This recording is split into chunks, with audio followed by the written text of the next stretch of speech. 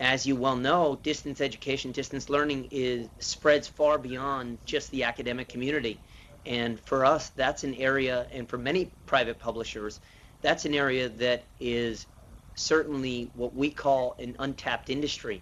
Um, when you have teaching centers such that GE has, or IBM in their research labs, Xerox research labs, you know, for us to put out products that they can use is nothing but a benefit to us, because it broadens our customer base, it broadens the base for our contributors, our series editors, and our journals. And so I hope I've touched upon what you were asking, and was able to give you enough of a direct answer to your question.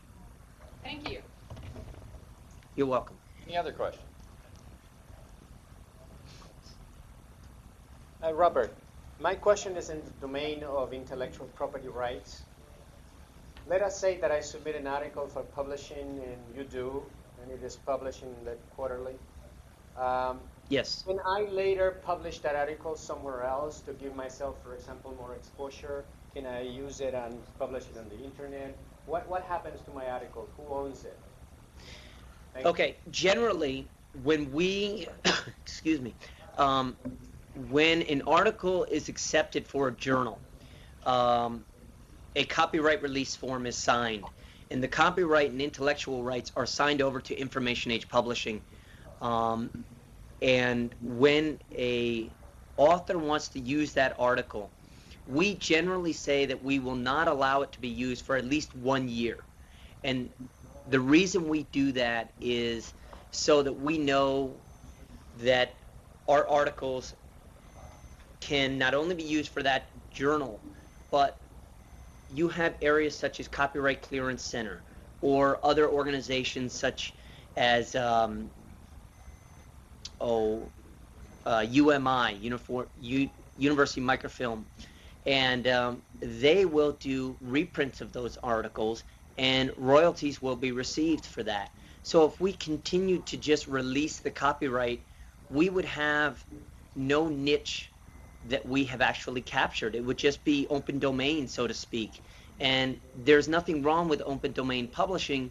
However, you know, you have to be able to, as a publisher, have a library that you can build, and one that people, it's based on supply and demand, really. And that's an old theory that we all go by.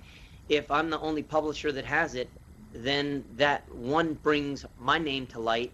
It brings the editor's name to the field, and associates that editor with a particular publisher.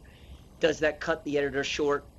There are times where people have told us, yes, you're cutting me short by keeping me locked up for 1 year. I'm not saying that we don't allow people to use their articles in other places. We certainly do.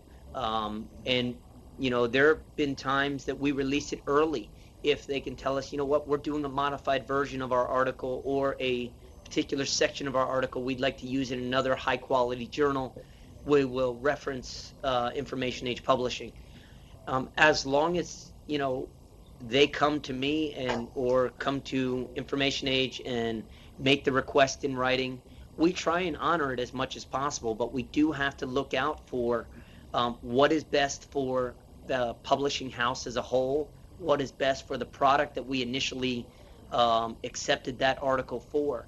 And so it is very, I guess you could say, a sticky situation, because on one hand you want to be fair to the author of the article, but on the other hand you have to look out for the list that you're creating.